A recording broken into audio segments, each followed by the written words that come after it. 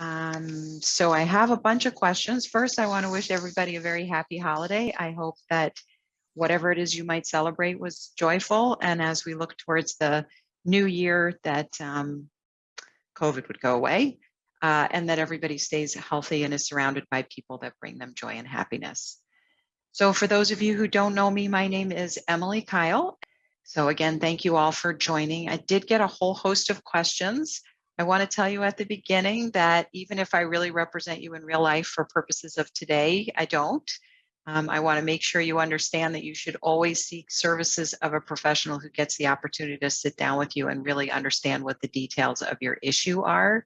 So any answers that I give, please understand, are just general information and should not be taken as legal advice for you to take action on, more just to be informational. And so some of the questions I got were very, very specific. So I'm going to try and make them a bit more general. And then if you have questions, if you hopefully know how to use Zoom, there's a chat box at the bottom of the screen, and you can just type your question right into the chat box and then I'll answer it.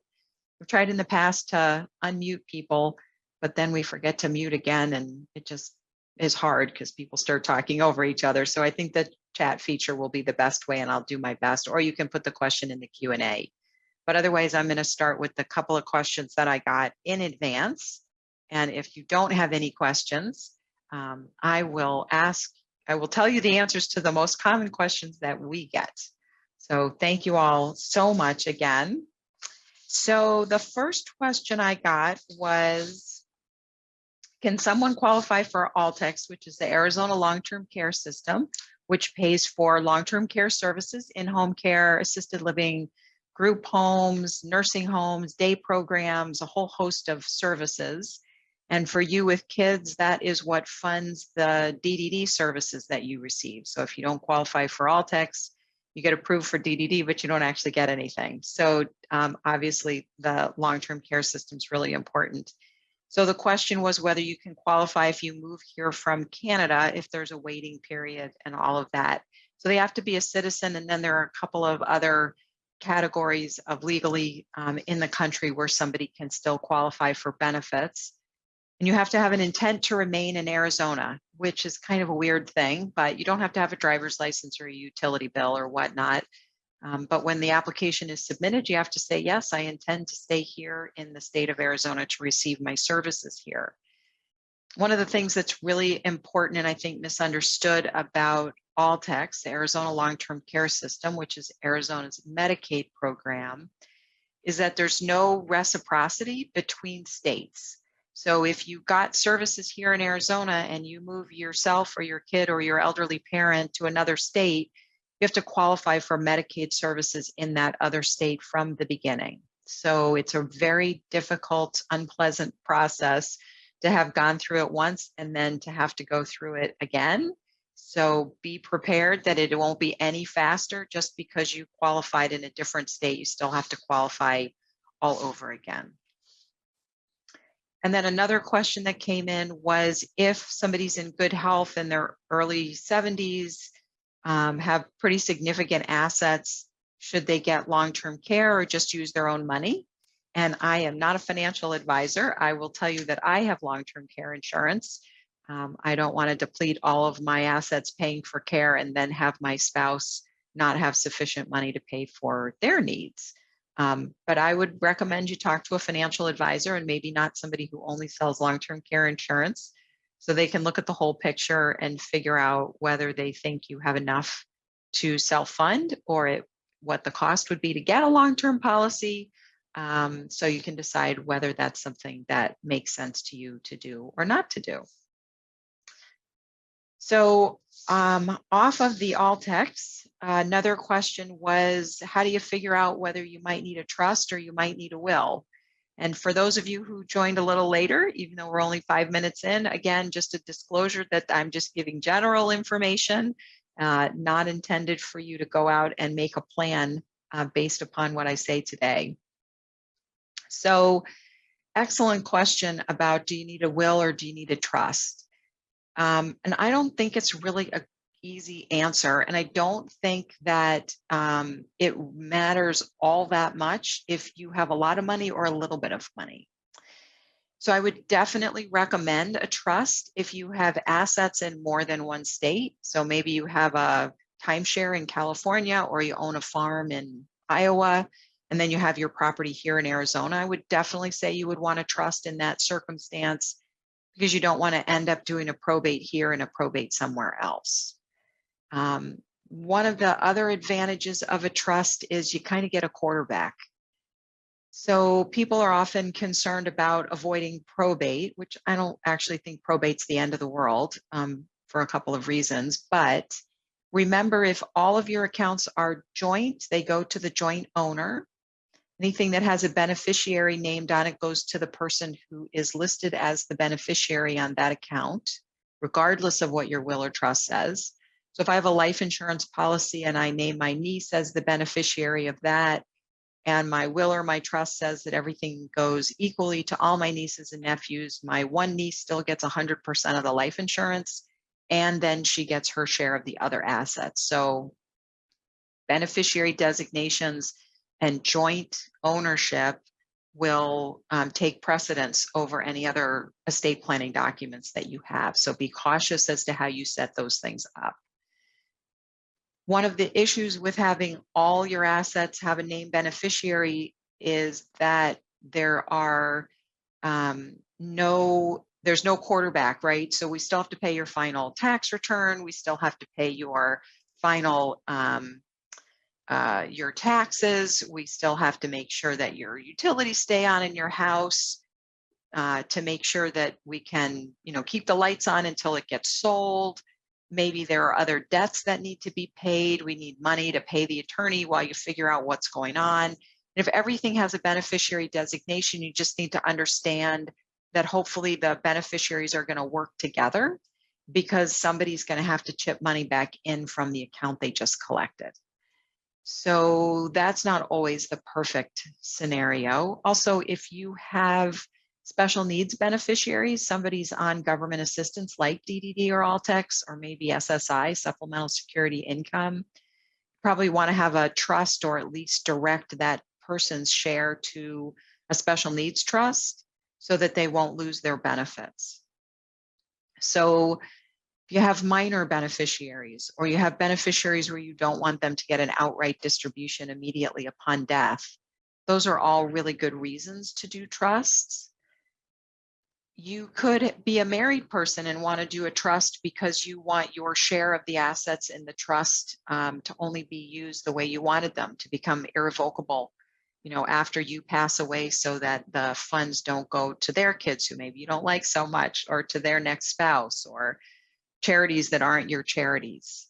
So there are lots of really good reasons to do trusts. I also find that they are easier to manage your assets when you become incapacitated, because every financial institution has a trust department or understands them, versus if you're just trying to rely on that financial power of attorney to manage your money when you become incapacitated.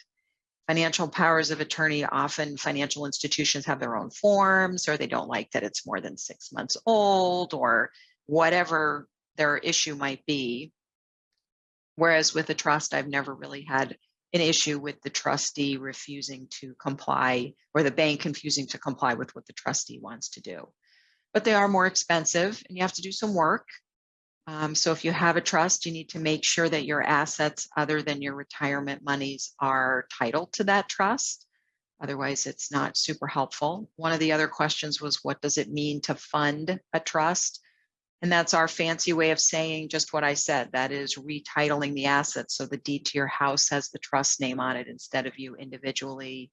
Your non-retirement investment accounts have the trust name, your checking account, your savings account, your money market accounts. All of those things have the trust name on them. Those are the only assets that the trustee can manage.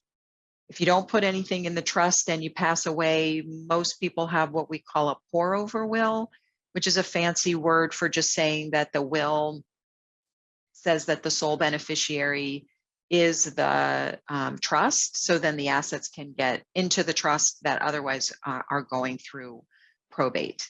So those are some ideas. If you have a super simple estate and it's all going to one person and you just want to name them as the beneficiary on all of your assets, that's completely fine.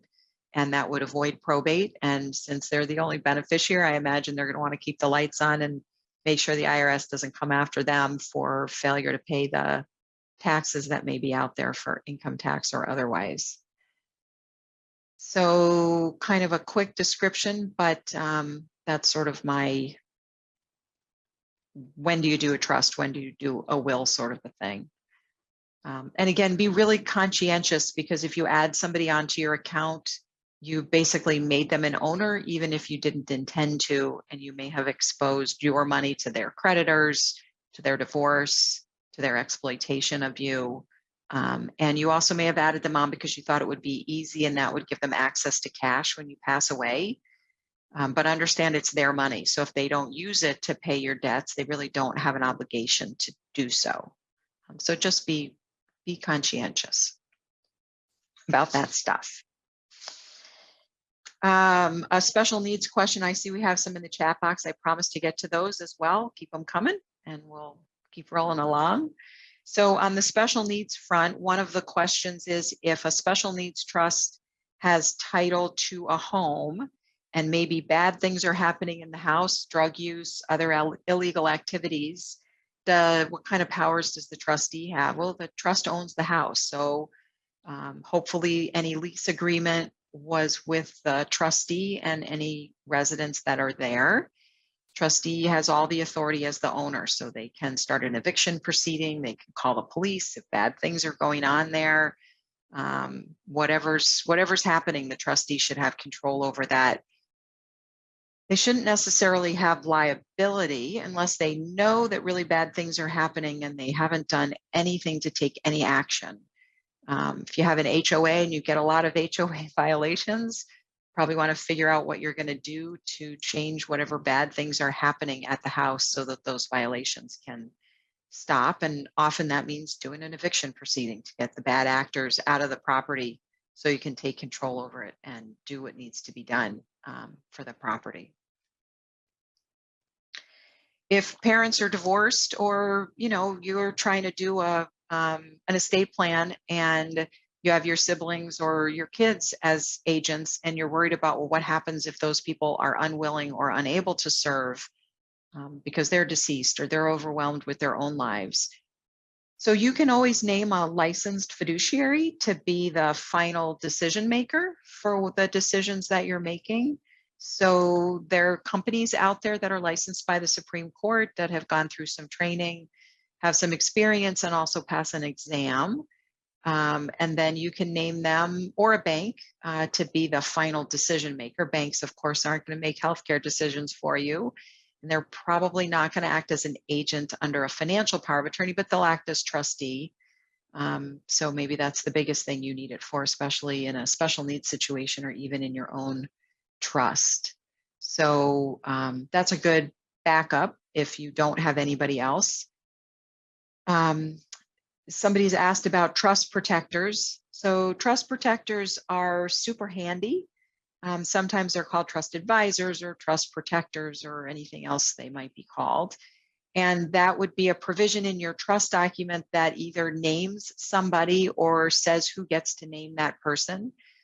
And you can have trust protectors for the purpose of removing and replacing trustees so that the trust protector can get statements, see what the investments are, and figure out if the trustee is not cooperative, is unhelpful, doesn't have a good personality, whatever it might be. So the trust protector can name somebody else. The trust protector sometimes has authority to amend the trust if there have been tax or other administrative provisions that have changed to keep up with times.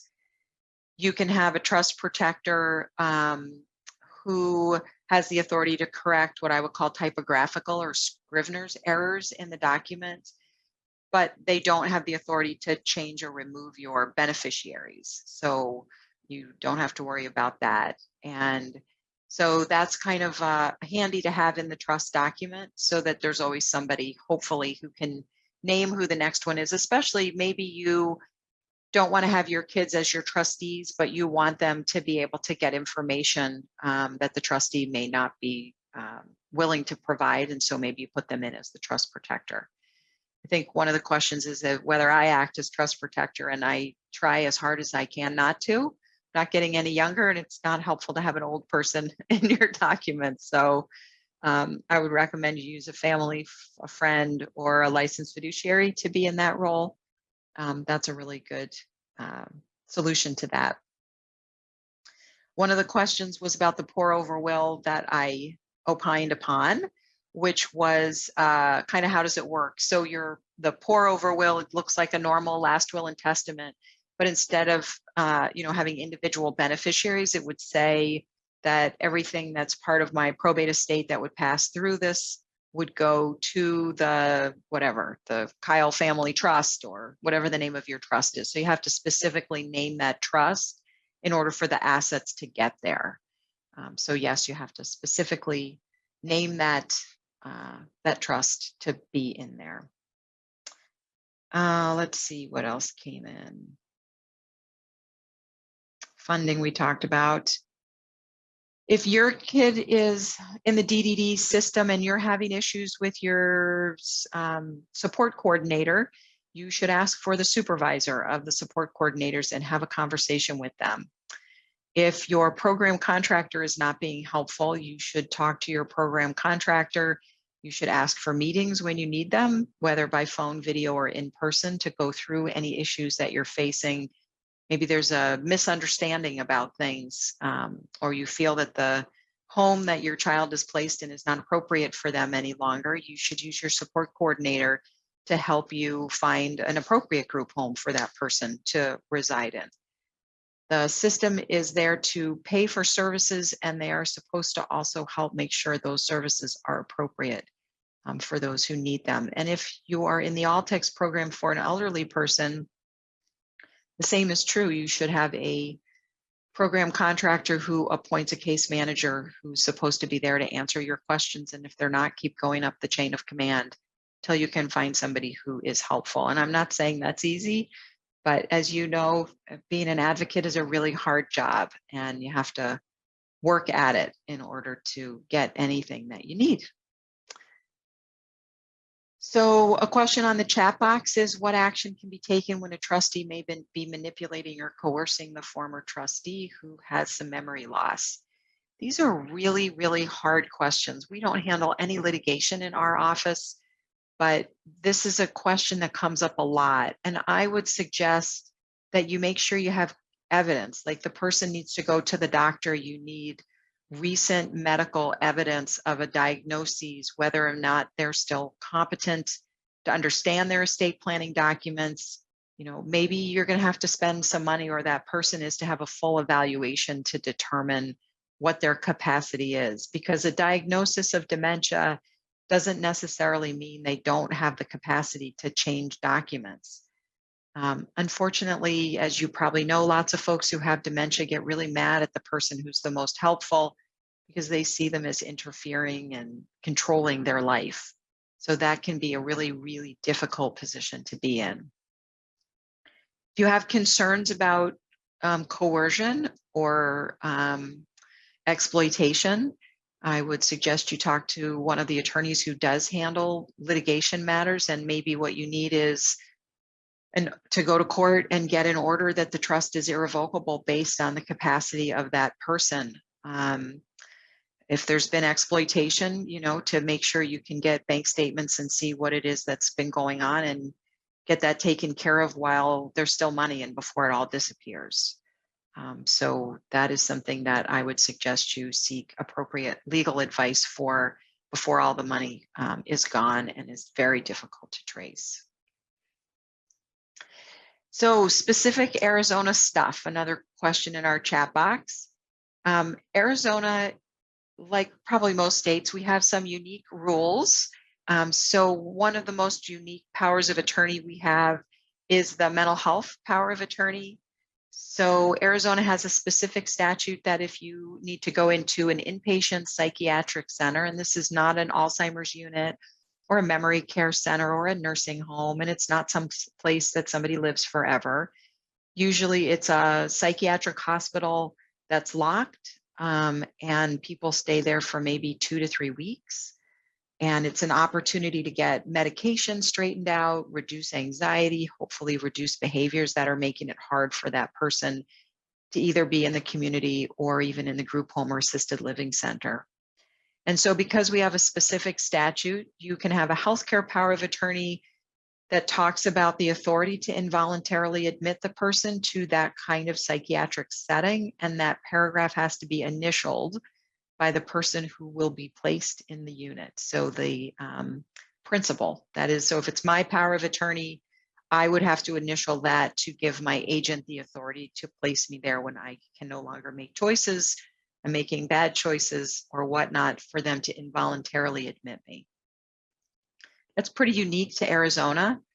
I would say that remember that all estate planning is paper. And so if you, let's say it's my power of attorney, I have a psychiatric issue, my spouse determines I need to go into a facility, I get assessed by a psychiatrist or a psychiatric nurse, they agree it's not a medical issue, and that the safest place is for me to go to that psych unit, I still should have a right to object, and I may ask and call an attorney to get it in front of a court to hear that I'm okay and I don't have an issue where I need to be in that facility. They work pretty well, but just like everything else, they're not, nothing's 100%, shall we say. So the other powers of attorney are healthcare power of attorney for general healthcare decisions, which aren't always just end of life choices. So that may be I have Alzheimer's and somebody has to decide to authorize, an antibiotic because I have strep throat, or to consent to me receiving or not receiving the vaccine. All of those might be healthcare decisions to be made.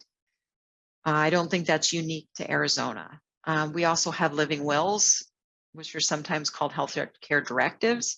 And those are for end of life decisions. So pulling the, stopping the ventilator or not having it at all, feeding tube or removing the feeding tube, dialysis treatment if I have an end of life kind of a condition.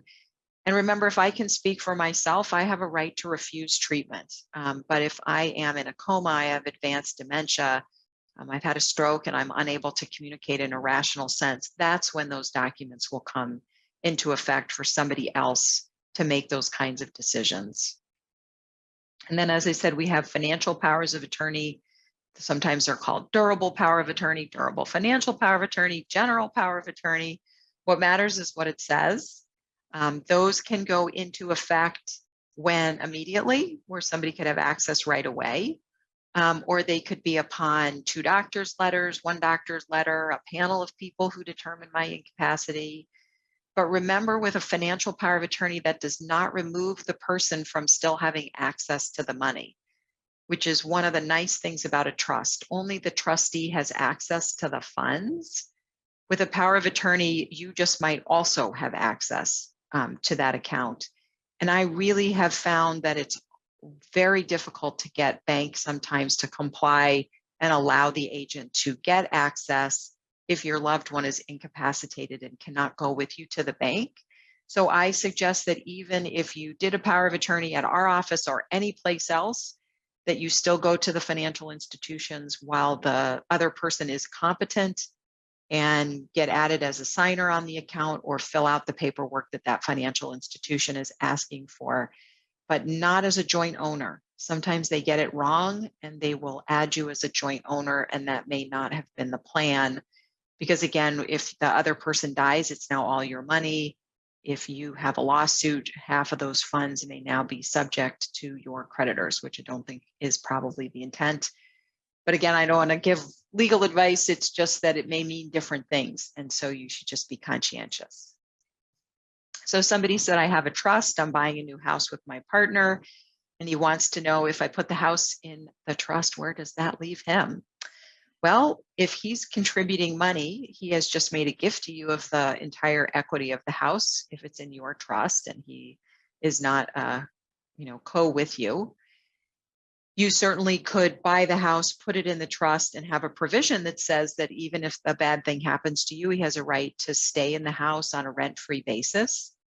You could say he has a right to stay there for a certain period of time and then it gets sold. You could say he gets the house when you pass away. You can also put your portion in the trust. So if you're each contributing whatever percentage, you could have half of it in the trust and half of it in that other person's name. And then the issue becomes if he's still alive and wants to live there and you either are living elsewhere or are deceased, your trust would have to say again that he has a right that the trustee shall allow him to continue to live there. And maybe that person has to pay all the expenses, the insurance, the utilities, all of those things. And then when it gets sold, it would get divided 50-50 on the proceeds.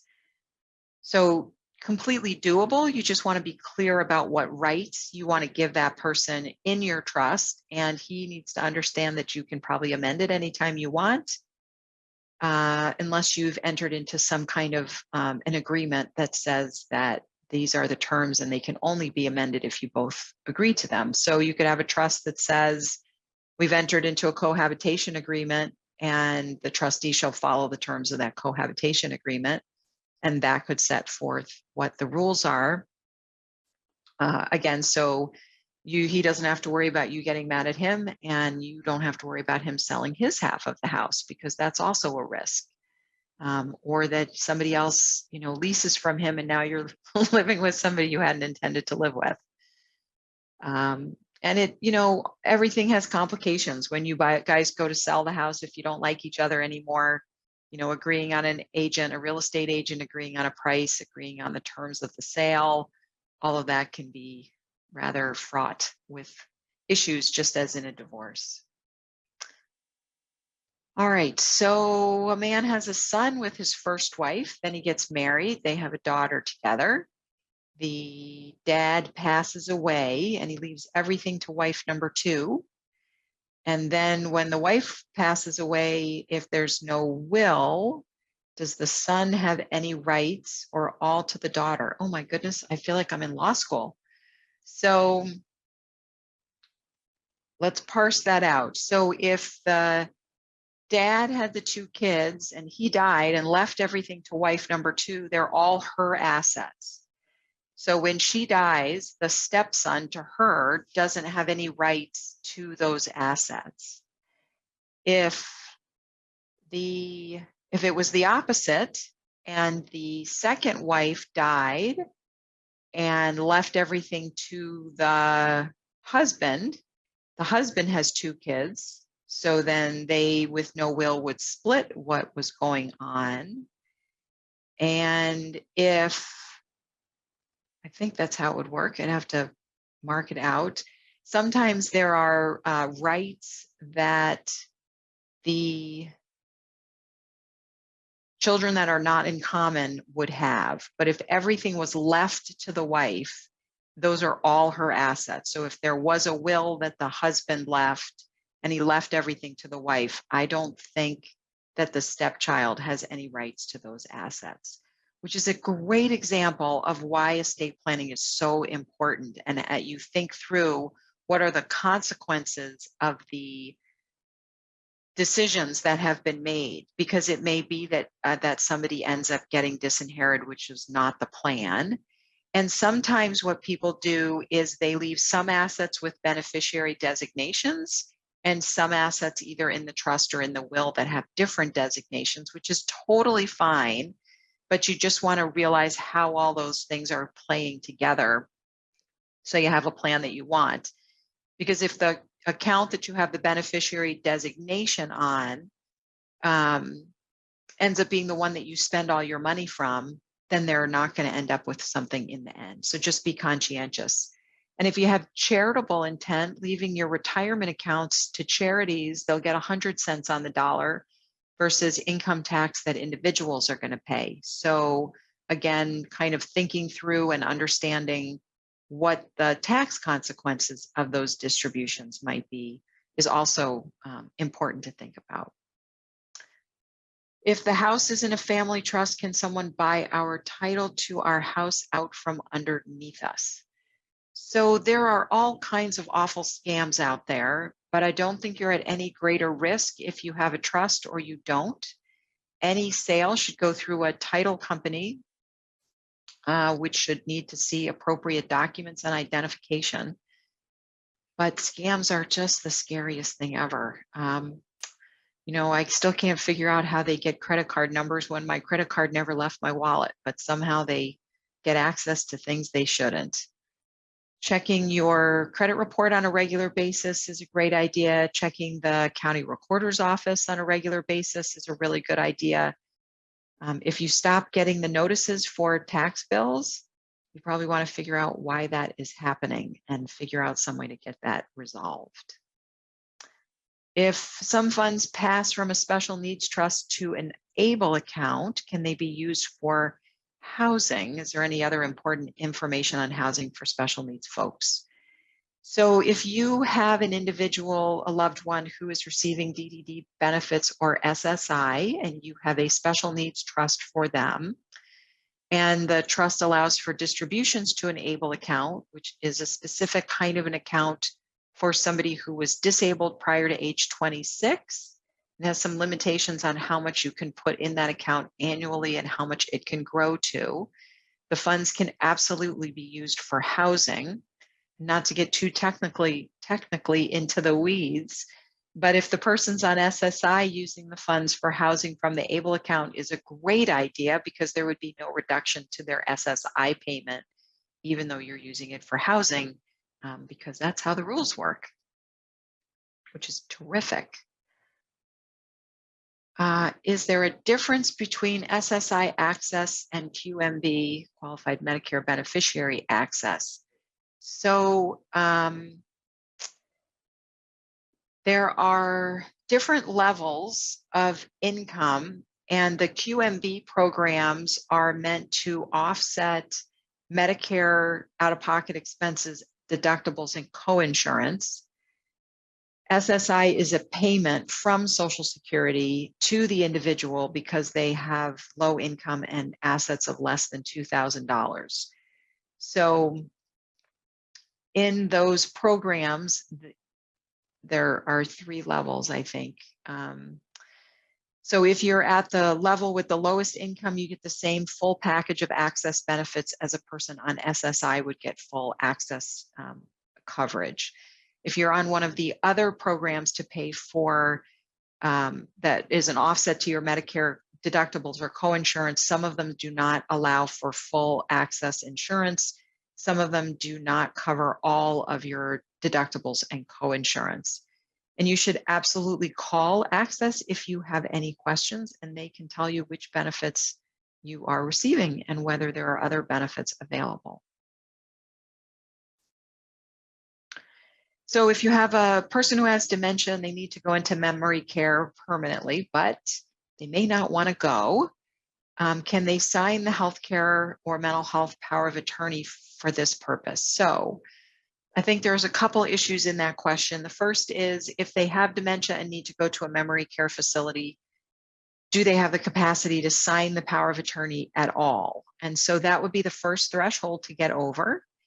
And it's not a huge threshold. They have to understand generally what the document means, and they have to be able to articulate who they would want to be able to make those decisions for them. If they are not willing to go into memory care, it is highly unlikely they are willing to sign a power of attorney for somebody to place them there. And if they are not willing to go voluntarily to a facility, we usually find that we have to do a guardianship, which is a court process where we get somebody appointed to make healthcare and housing decisions for them, and they lose the ability to make them for themselves. So at that point, you could place them in a care facility even if they didn't want to go. Most care facilities, assisted living, and group homes are probably not going to keep somebody against their will with just a healthcare power of attorney. We don't want any allegations of kidnapping or abuse or any of that stuff. So if you really have a person who is vehemently opposed to moving in, probably a guardianship would be the way to go to get a court order so the facility knows that they can keep the person. I wouldn't say it's 100% of the time, but I'd say that's pretty common what happens. So if a child lives in a group home and you are their guardian, what happens to the assets if you and your spouse pass away? So if you're the guardian for somebody, you can have co-guardians appointed by the court. So if something happens to one of them, there's still some other people on the appointment. In your will, you can nominate a guardian to take over for a minor child or an incapacitated spouse. And then that will would get submitted to the court upon your death so that a guardian could be appointed. A couple other papers would have to get filed, but they should be appointed pretty quickly and then go back and do the whole hearing process. You can appoint a guardian through a separate nomination. So you can nominate a successor guardian and it gets signed by a witness and a notary. And then again, if the bad thing happens to you, whoever's nominated would file that in with some other papers and get appointed and then go back and have the hearing. We don't have backup guardians appointed by courts currently, meaning that you and your spouse can't be the guardians on an order from the court with a backup if something happens to you. If you are appointed as guardian in Arizona, you are a current guardian and have all of the rights and responsibilities that any other guardian has. But as I said, you can do a nomination form or you can name somebody in your will.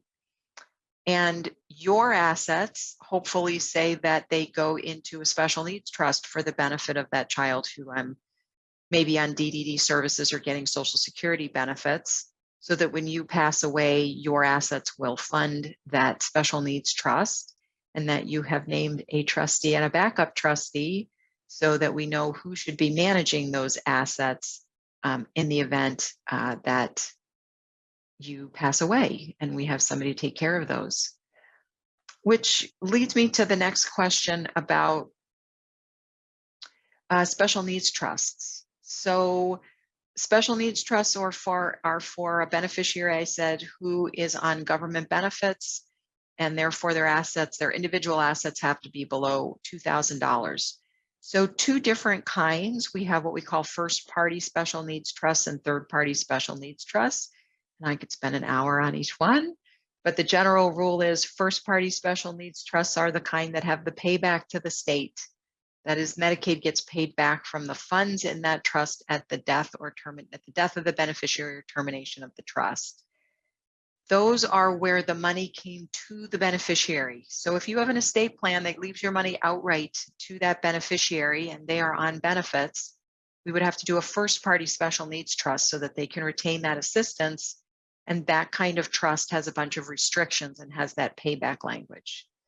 But if in your estate plan, you say that your funds should go into a special needs trust, it's either a separate trust or we have the terms in your will or in your trust, or you say it's going to go to the trustee of a pooled trust, that does not have a payback to the state of Arizona. It can go to any beneficiaries that you want. If you did not name, to go back to the other question, if you didn't name a successor guardian, and in any of those documents, probably somebody at the group home is going to end up petitioning so that they have a decision maker for your child. And it could be the public fiduciary's office, particularly if there is no money, or it could be a licensed fiduciary or another family member. So the state does not want to get involved unless there is absolutely nobody else who can take care of the child and act as guardian. When and why would a will be needed along with the trust? So we always do a last will and testament when we do a trust. The will, as I said, is the way to get assets to the trust if there's a probate for assets that don't have a beneficiary designation, are not held jointly with somebody else's name on them, or are not titled to the trust. So if, for example, I have a CD that's worth $100,000 and it's just in my name, my spouse isn't on it, and I didn't title it to the trust, and then I have a house that's in the trust and my investments in the trust, and I die, all of those other assets go pursuant to the trust, but my husband will have to file for probate in order to get that CD. So if I don't have a will, it's probably all going to go to him through probate. But in that other example, what if I had a child from a prior marriage and there's no will, that child is going to get half of that CD and my spouse will get the other half. If my intention was for it to go all to my spouse, then having so if my intention is for it to go to the will and the will says it all goes to my spouse, then he would get it that way.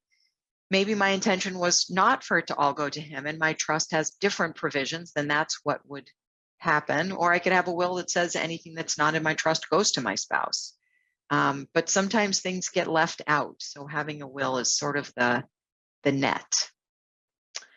So question about Miller trusts, pluses and minuses. There are no pluses and there are no minuses. There are only mandatories. So Miller trusts, often called income-only trusts, are trusts that are required to be created when we are doing an all-text application and the person's income exceeds the income limit, even by 1 penny. If it's a married couple, we get twice the income limit before we have to do an income only or a Miller trust. But if you are over the income limit, it is required or you don't get all tax benefits. It's just, because there's an income limit, an asset limit, and you have to pass the medical. And then, as I said, you have to have citizenship or some legal right to be here. It's just one of those criteria. So if you will not be eligible if your income is over the limit and you don't do an income only trust or a Miller trust. The challenges with those trusts are most powers of attorney don't give authority for them to be created, transfer income to them, or name who the trustee is.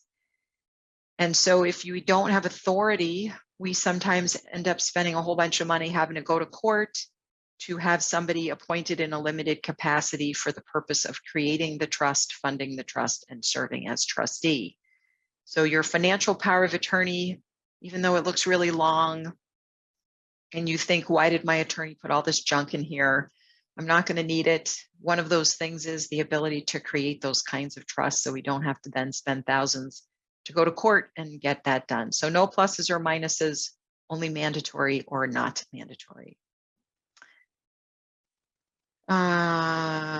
We have no will at this time. What happens to our assets and Social Security disability?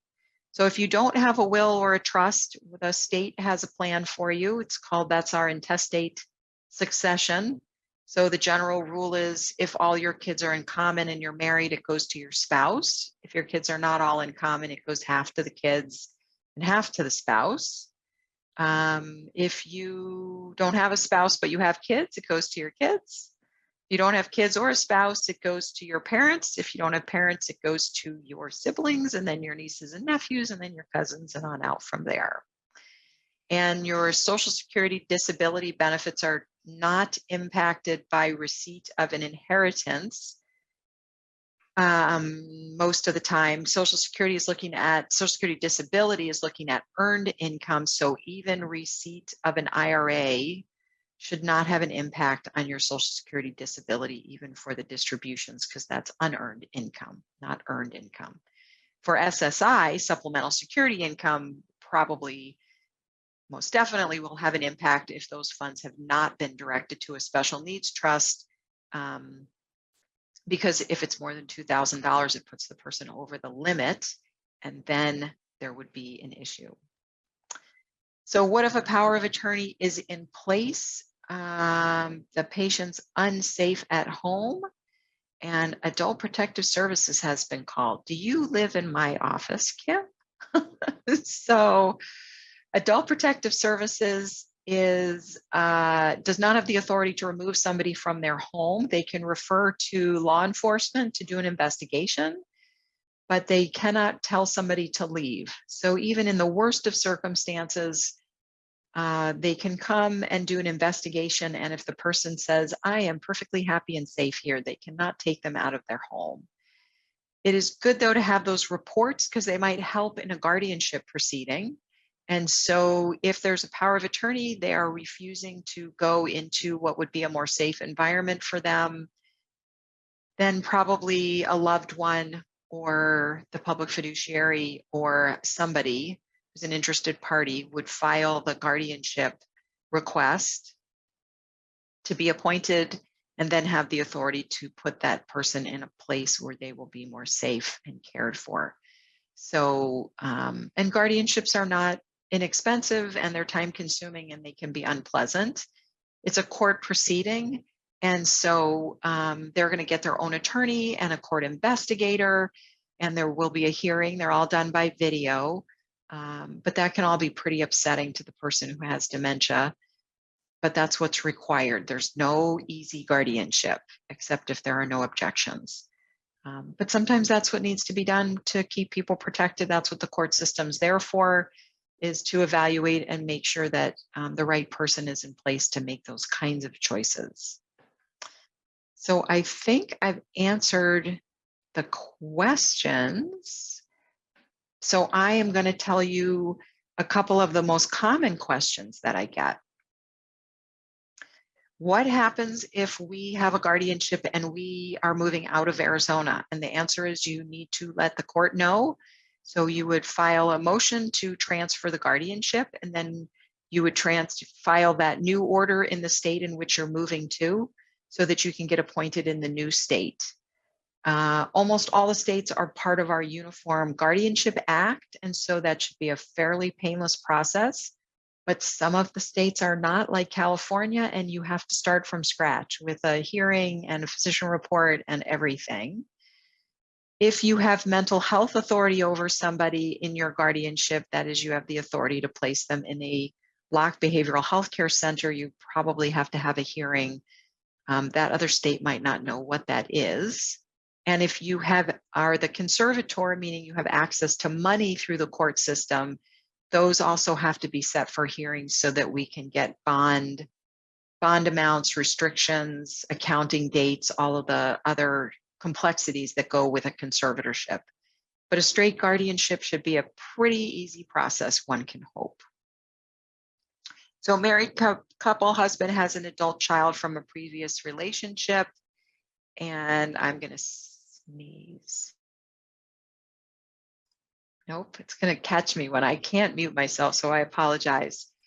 They own a home titled jointly with rights of survivorship, and the house passes away. Since it was with rights of survivorship, ownership goes to the other owner. The answer is yes. But if you own a home just as joint tenants, that is not with rights of survivorship, and most likely half of that property will end up in probate. And sadly, we see this a lot in really old deeds.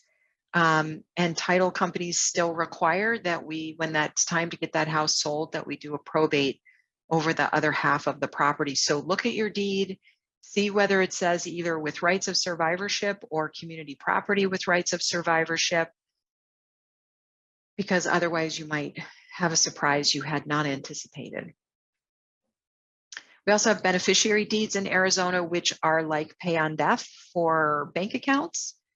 The nice thing about beneficiary deeds is you can change your mind anytime. So when you don't like the people you've named to get your house when you die, you can revoke it. You can file a new one. It doesn't have any effect until you die, but it must be recorded while you are alive, or it does not have any effect when you die. So don't just hold it in your safe and think someday you'll get it recorded. Because when you die, if the beneficiary deed didn't get recorded during life, it does not work anymore. So a couple of key takeaways. If you have a trust, make sure your assets are titled in the trust. You only know that not because they're listed on a schedule at the end of your trust document, but because the title to the asset says it's in the trust. That may be as easy as your name, TTE, which signifies trustee, or may actually have the trust name on that account. So when you get your statements from the investors and your bank, check and see if that's how it's titled. If you don't have a trust, or for your IRAs or life insurance, make sure those entities have seen your financial power of attorney and that they agree that they will honor it in the event of your incapacity, or get their forms and make sure that they get filled out and signed appropriately. We had a client recently who wanted to sign not in our office. We provided very specific instructions, and the notary signed as the witness and then notarized their signature. That is not a good plan. You can't notarize your own signature. So you want to have different people in different roles. So make sure it's done that way. And make sure you know where your estate planning documents are, your originals. Make sure the people you've named in those documents know where they are and can access them. Putting them in the safety deposit box and nobody knows where it is or where the key is or what branch of bank you put it in, or they are not a signer on your safety deposit box, will make it a fairly useless thing and will probably end up costing way more than it would have. So if you trust the people that you've named to take care of you when you're incapacitated, I sure hope you trust them when you're alive to have copies of your documents. So share them. And when you change them, share the changes. And when you remove them, tell them they have been removed. So make them practical. No good to have a binder that nobody knows about and it ends up in the shredder and nobody knew that was important. It's terrific. I'm so honored and grateful to all of you out there who send me business, who are my clients, who are my referral sources, who are my resources out there in the community. I'm just honored and blessed to have had a practice that has done so well for so many years. Looking forward to 2022 to continue to work with all of you and help you as I am able to do. I wish you all the best and health and happiness, peace and contentment in the new year. And we'll have our next webinar next month. You can check our website. So happy New Year to everybody. Thank you so much. Take care and stay well.